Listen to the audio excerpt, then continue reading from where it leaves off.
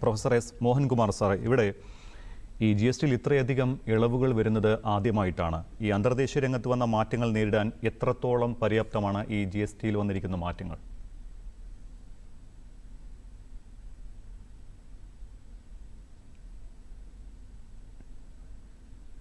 Mohan sir mic മ്യൂട്ടാണ്, അതൊന്ന് മാറ്റിയിട്ട് സംസാരിക്കാമോ?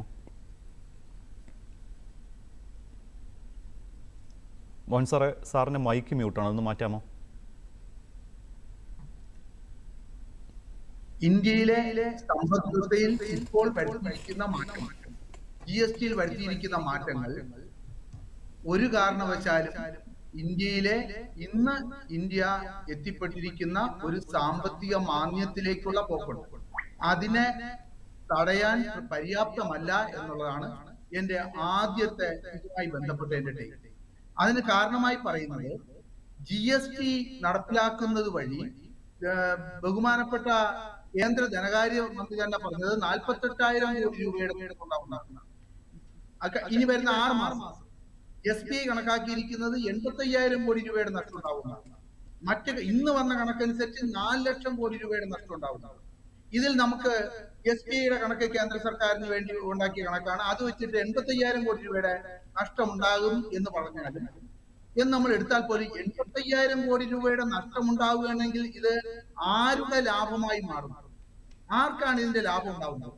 2017 GST നടപ്പിലാക്കിയതിന് ശേഷം അടുത്ത 3 മാസത്തിനുള്ളിൽ വീണ്ടും അതിന്റെ റേറ്റുകൾ കുറച്ചു. ഏകദേശം 200ഓളം കമ്മോഡിറ്റികളുടെ റേറ്റ് കുറച്ചു. ആ റേറ്റ് കുറച്ചതിന്റെ ഭാഗമായി നടന്ന സ്റ്റഡി കാണിക്കുന്നത് ആ GST റേറ്റ് കുറച്ചതിന്റെ ഭാഗമായി ഒരു ഉൽപ്പന്നങ്ങളുടെയും വില കുറഞ്ഞില്ല എന്നുള്ളതാണ്. ഇന്നിപ്പോൾ വന്നിരിക്കുന്ന ക്ലാരിഫിക്കേഷൻ, ഇന്നലെ നടത്തിയ ബഹുമാനപ്പെട്ട പ്രധാനമന്ത്രി നടത്തിയ പ്രസ്താവനയുടെ അടിസ്ഥാനത്തിൽ ഇന്ന് വന്നിരിക്കുന്ന ക്ലാരിഫിക്കേഷൻ 2025 സെപ്റ്റംബർ മാസം 23-ാം തീയതി നാളെ മുതൽ ഇറങ്ങുന്ന എല്ലാ സാധനങ്ങളുടെയും പാക്കേജിൽ പഴയ MRP തന്നെ പ്രിന്റ് ചെയ്ത് വരും. അവർക്ക് വേണമെങ്കിൽ പുതിയ MRP കൂടെ പ്രിന്റ് ചെയ്ത് വയ്ക്കാം.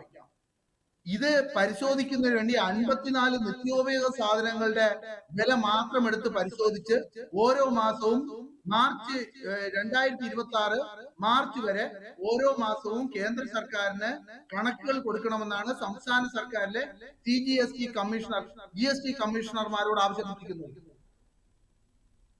ഇത് ഇന്ന് നിലവിലിരിക്കുന്ന വ്യവസ്ഥയിൽ ഒരു ഉൽപ്പന്നം GST കുറച്ചതുകൊണ്ട് അതിന്റെ വില കുറയും എന്ന് ഉറപ്പുവരുത്താനുള്ള ഫലപ്രദമായ സംവിധാനങ്ങൾ ഇന്ന് ഇന്ത്യയിലില്ല.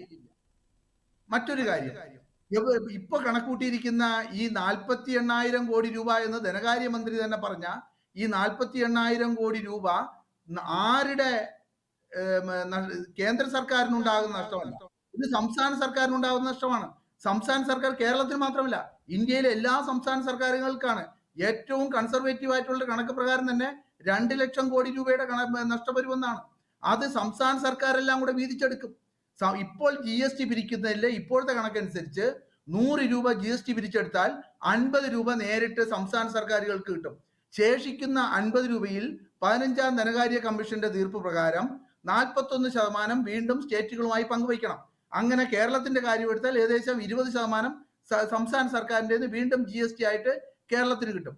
അപ്പൊ കേരളം കണക്കാക്കിയിരിക്കുന്നത് 2017 മുമ്പേ നിലവിലിരുന്ന വാല്യൂ ആഡഡ് ടാക്സ് നിലനിന്നെങ്കിൽ 61,000 കോടി രൂപയായിരുന്നു 2024-25 കേരളത്തിന്റെ വരുമാനം. അത് GST നടപ്പിലാക്കിയപ്പോൾ 33,000 കോടി രൂപയായിട്ട് കുറഞ്ഞു. അതിൽ നിന്ന് തന്നെ 6,500 മുതൽ 8,000 കോടി രൂപ വരെ നഷ്ടം വരും എന്നാണ് പറയുന്നത്. ഇലക്ട്രോണിക്സ്, സിമന്റ്, ഓട്ടോമൊബൈൽ തുടങ്ങിയ 3 ഉൽപ്പന്നങ്ങളുടെ കാര്യം മാത്രം എടുത്താൽ 2,700 കോടി രൂപയുടെ നഷ്ടം ഈ വർഷം സംസ്ഥാന സർക്കാരിനുണ്ടാവും. അപ്പോൾ സംസ്ഥാന സർക്കാരുകൾക്കുണ്ടാകുന്ന ഈ നഷ്ടം ഏത് വിധത്തിൽ പരിഹരിക്കും എന്നുള്ളത് ഇവിടുത്തെ ഏറ്റവും വലിയ പ്രശ്നമാണ്. അത് പരിഹരിച്ചില്ല എങ്കിൽ ഇന്ത്യൻ സമ്പദ് വ്യവസ്ഥ എങ്ങനെയാണ് ഇപ്പോൾ ഉണ്ടാകുന്ന 6.5% ഗ്രോത്ത് റേറ്റ് ഉറപ്പാക്കാൻ വേണ്ടിയാണെന്ന് പറയുന്നത്? എങ്ങനെ ഉറപ്പാക്കും? ഇന്ത്യയിൽ നടപ്പിലാക്കുന്ന വികസന പ്രവർത്തനങ്ങളുടെ ഡെവലപ്മെന്റ് എക്സ്പെൻഡിച്ചറിന്റെ 63% ചെലവഴിക്കുന്നത് സംസ്ഥാനങ്ങളാണ്. അവർക്ക് കിട്ടുന്ന വരുമാനമാവട്ടെ 37%. ഇപ്പോൾ ആവശ്യപ്പെട്ടത് അങ്ങനെ GST റേറ്റുകൾ കുറയ്ക്കുകയാണെങ്കിൽ ഇപ്പോൾ 50% സംസ്ഥാന സർക്കാരുകൾക്ക് കിട്ടുന്നതെങ്കിൽ അത് 60% വർദ്ധിപ്പിക്കണമെന്ന് GST കൗൺസിൽ ആവശ്യപ്പെട്ടു. കേന്ദ്ര ധനകാര്യമന്ത്രി പറഞ്ഞു അത് പറ്റില്ല. രണ്ടാമത് ആവശ്യപ്പെട്ടെന്താണ്? 2017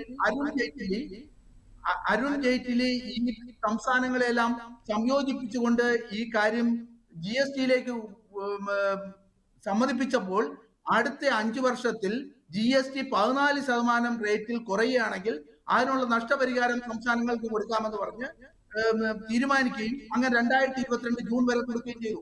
ആ കൊടുത്തത് സംസ്ഥാനങ്ങളുടെ ഈ GSTയിൽ മുകളിൽ ഉൾപ്പെടുത്തിയിരുന്ന സെസ് വെച്ചിട്ടാണ്. കോവിഡ് കാലത്ത് 2,69,000 കോടി രൂപ കടമെടുക്കുകയും സംസ്ഥാനങ്ങൾക്ക് കൊടുക്കുകയും ചെയ്തു. ഇതിന് വീണ്ടും സെസ് ചുമത്തി. ആ സെസ് 2026 മാർച്ച് വരെ തുടരും. അങ്ങനെയാണെങ്കിൽ ആ സെസിന്റെ ഭാഗമായിട്ട് വീണ്ടും 45,000 കോടി രൂപ കേന്ദ്ര സർക്കാർ അധികം പിരിക്കുകയാണ്. ഈ പിരിക്കുന്നതെങ്കിലും സംസ്ഥാന സർക്കാരുകൾക്ക് കൊടുക്കണമെന്ന് GST കൗൺസിൽ 186ാമത്തെ GST കൗൺസിൽ ആവശ്യപ്പെട്ടപ്പോൾ അതുപോലും ചെയ്തിട്ടില്ല. ഇതാണ് ഇന്നത്തെ അവസ്ഥ. ഈ പ്രശ്നം എങ്ങനെ പരിഹരിക്കുമെന്ന് ഞാൻ ഒരു പോയിന്റ് കൂടെ പറഞ്ഞോട്ടെ.